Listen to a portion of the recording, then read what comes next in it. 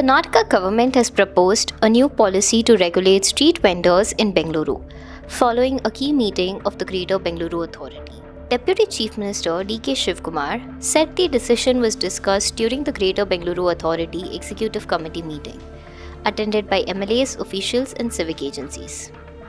He said the government plans to restrict street vendors on main and sub-main roads to ensure pedestrians can use footpaths without obstruction. According to the proposal, designated vending zones will be created and only vendors with valid identity cards will be allowed to operate. Authorities may also seize cards left on roads overnight. The government is also considering strict fines for unauthorized flex banners ranging from 50,000 rupees to 1 lakh rupees per banner. In addition, officials have been directed to tow away long parked and abandoned vehicles from city roads. The measures are aimed at improving traffic flow, pedestrian access, and overall city management in Bengaluru. So ಇವತ್ತು ಬೆಂಗಳೂರು ನಗರದ ಎಲ್ಲ ಶಾಸಕರನ್ನ GBA ಶಾಸಕರನ್ನೆಲ್ಲ ಕೂಡ ಆಹ್ವಾನಿಸಿದೆ budget meeting ಮಾಡಲಿಕ್ಕೆ ಮತ್ತು ಕೆಲವು ಪ್ರಮುಖವಾದಂತ ನಿರ್ಣಯಗಳನ್ನ ತೆಗೆದುಕೊಳ್ಳಲಿಕ್ಕೆ ಇವತ್ತು ಎಲ್ಲರನ್ನು ಕೂಡ ಆಹ್ವಾನಿಸಿದ್ದೆ. ಎಲ್ಲರೂ ಕೂಡ ಬಂದಿದ್ರು. ಲಾಸ್ಟ್ ಅಲ್ಲಿ ಈಗ ಅಶೋಕ್ ಬಂದಿದ್ರು. ಬಂದು ಅವರ ಅಭಿಪ್ರಾಯಗಳನ್ನೆಲ್ಲ ತಿಳಿಸಿದ್ದಾರೆ. ಬಹಳ ಅದಾದ ಮೇಲೆ GBA ಎಕ್ಸಿಕ್ಯೂಟಿವ್ ಕಮಿಟಿ ಮೀಟಿಂಗ್ ಕೂಡ ಕಂಡಕ್ಟ್ ಮಾಡಿದ್ದೀವಿ. ಪೊಲೀಸ್ ಅಧಿಕಾರಿಗಳು, BESCOM, BWSSP, BMRCL, fire force, BDA ಅವರೆಲ್ಲ ಕೂಡ ಬಂದಿದ್ದಾರೆ. ಸೊ ಎಲ್ಲ ಮಂತ್ರಿಗಳು ಕೂಡ ಎಲ್ಲ ಬಂದಿದ್ರು. ಸಂಸತ್ ಸದಸ್ಯರು ಬಂದಿದ್ರು, ಶಾಸಕರು ಬಂದಿದ್ರು. ಅವರೆಲ್ಲ ಬಂದು ಸುಮಾರು 10 ಗಂಟೆಯಿಂದ ಇಲ್ಲಿವರೆಗೂ ಮೀಟಿಂಗು ಊಟ ಮಾಡದೆ ಎಲ್ಲ ಮೀಟಿಂಗ್ ಮಾಡಿದ್ದೇವೆ.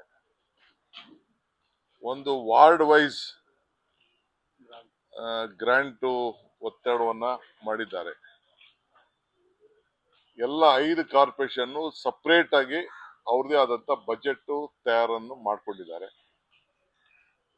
ಯಾರ್ಯಾರಿಗೆ ಏನೇನಿದೆ ಅಂತೇಳಿ MLAಗಳು ಕೂಡ ಅವ್ರದ್ದೆಲ್ಲ ರಿಕ್ವೆಸ್ಟ್ ಮಾಡಿದ್ದಾರೆ. ಅವ್ರ ರಿಕ್ವೆಸ್ಟ್ ಏನಂದ್ರೆ ನಮ್ಗೆ ವಾರ್ಡ್ ವೈಸ್ ಬಜೆಟ್ ನ ನೀವು ಕೊಡಬೇಕು ಅನ್ನೋದು ಒಂದು ಒತ್ತಾಯನ ಮಾಡಿದ್ದಾರೆ. ಒಂದು ಹೊಸ ವಿಶೇಷವಾದಂತ ತೀರ್ಮಾನಕ್ಕೆ ನಾವೆಲ್ಲ ಬೆಂಗಳೂರು ನಗರದವರೆಲ್ಲ ಏನ್ ಹೇಳಿದ್ದಾರೆ ಮತ್ತು ನಾನು ಒಪ್ಕೊಂಡಿದ್ದೇನೆ ಅಂದ್ರೆ ಈ ಫುಟ್ಪಾತ್ಗೆ ಒಂದು ಹೊಸ ಪಾಲಿಸಿ ತರಬೇಕು ಅಂತ. ನಾಗರಿಕರು ಈ ಫುಟ್ಪಾತ್ ಅಲ್ಲಿ ಓಡಾಡಕ್ಕೆ ಎಲ್ಲ ತೊಂದರೆ ಆಗ್ತಾ ಇದೆ.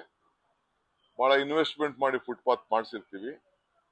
ಅಲ್ಲೆಲ್ಲ ಕೂಡ ಈ ಸ್ಟ್ರೀಟ್ ವೆಂಡರ್ಸ್ ಎಲ್ಲ ಕೂಡ ಗಾಡಿಗಳು ನಿಲ್ಸ್ಕೊಳ್ಳೋದು, ವ್ಯಾಪಾರ ಮಾಡೋದು ಈ ರೀತಿ ಆಗ್ತಾ ಇದೆ. ಅದಕ್ಕೆ ನಿಗದಿಯಾದಂತ ಜಾಗಗಳನ್ನ ವೆಂಡರ್ಸ್ಗೆ ಫಿಕ್ಸ್ ಮಾಡಬೇಕು.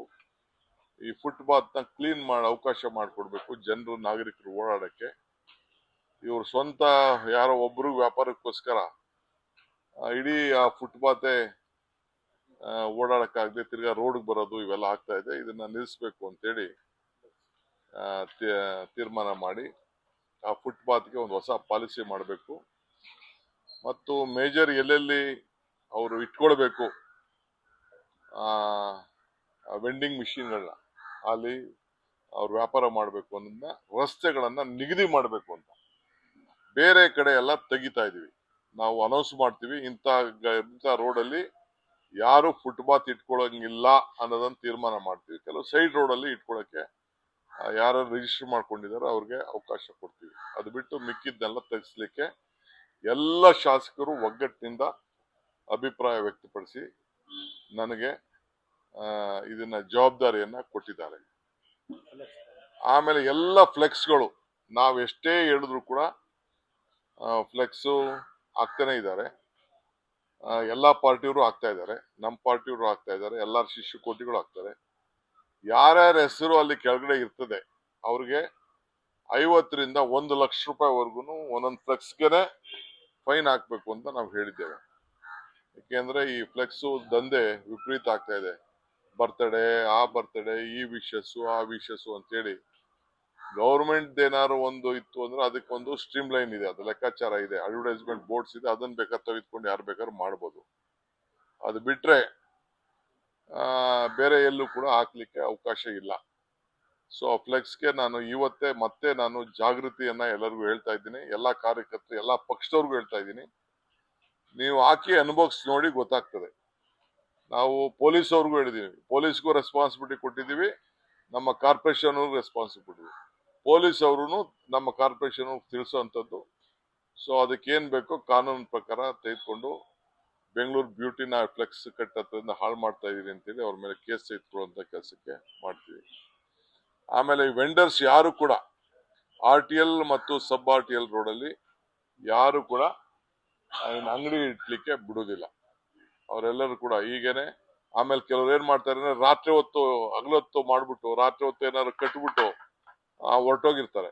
ಅಂತದೆಲ್ಲ ಕೂಡ ಪ್ಯಾಕ್ ಮಾಡ್ಕೊಂಡು ಹೋಗ್ತಾ ಇರ್ತಾರೆ. ರಾತ್ರಿ ಹೊತ್ತು ಯಾರು ಆತರ ಗಾಡಿಗಳನ್ನ ಮೇನ್ ರೋಡ್ ಅಲ್ಲಿ ನಿಲ್ಸ್ಬಿಟ್ಟು ಈ ಎಳ್ನೀರ್ ಇರ್ಬೋದು, ತರಕಾರಿ ಇರ್ಬೋದು ಮುಚ್ಚಿಬಿಟ್ಟು ಹೋಗ್ತಿರ್ತಾರೆ. ಎಂತ ಕೂಡ ಕಾರ್ಪೊರೇಷನ್ ಅವ್ರದ್ದು ಎತ್ಕೊಂಡು ಹೋಗ್ತಾ ಇದ್ದಾರೆ. ಈಗ ನೀವು ಜಾಗೃತಿಯಾಗಿರ್ಬೇಕು ಅಂತ ನಾನು ಹೇಳ್ತಾ ಇದ್ದೀನಿ.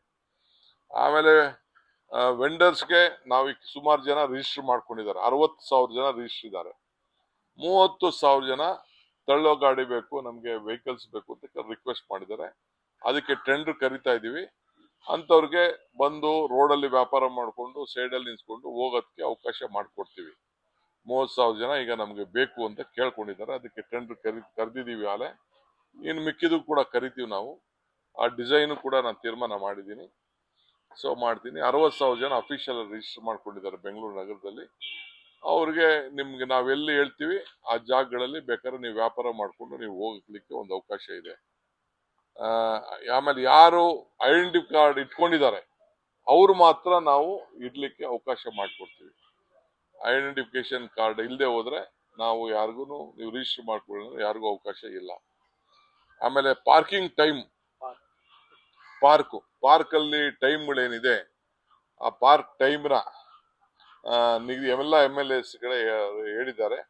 ಸೊ ಲೋಕಲ್ ಕಾರ್ಪೊರೇಷನ್ ಯಾವ್ದಾದ್ರು 5 ಕಾರ್ಪೊರೇಷನ್ ಇದೆ, 5 ಕಾರ್ಪೊರೇಷನ್ ಅಲ್ಲಿ ಆ ಲೋಕಲ್ MLAಗಳಿಗೆ ನೀವು ಚರ್ಚೆ ಮಾಡಿಕೊಂಡು ಎಲ್ಲಿ ತೆಗಿಬೇಕು, ಯಾವ ಟೈಮ್ ತೆಗಿಬೇಕು, ಯಾವ ಟೈಮ್ ಇಟ್ಕೊಳ್ಬೇಕು. ಕೆಲವರು ಫುಲ್ ತೆಗೀರಿ ಅಂತ ಹೇಳ್ತಾರೆ, ಕೆಲವರು ಬೆಳಗ್ಗೆ 5 ಗಂಟೆಯಿಂದ 11 ಗಂಟೆವರೆಗೂ ಇರ್ಲಿ ಅಂತಾರೆ, ಕೆಲವರು ಇಲ್ಲ ಮಧ್ಯಾಹ್ನ ತೆಗಿಬೇಡಿ ಬಹಳ ಮಿಸ್ಯೂಸ್ ಆಗ್ತಾ ಇದೆ, ಕೆಲವು ಏನೇನೋ ಆಕ್ಟಿವಿಟೀಸ್ ನಡೀತಾ ಇದೆ ಅಂತ ಕೆಲವರೆಲ್ಲ ಕಂಪ್ಲೇಂಟ್ ಹೇಳಿದ್ದಾರೆ.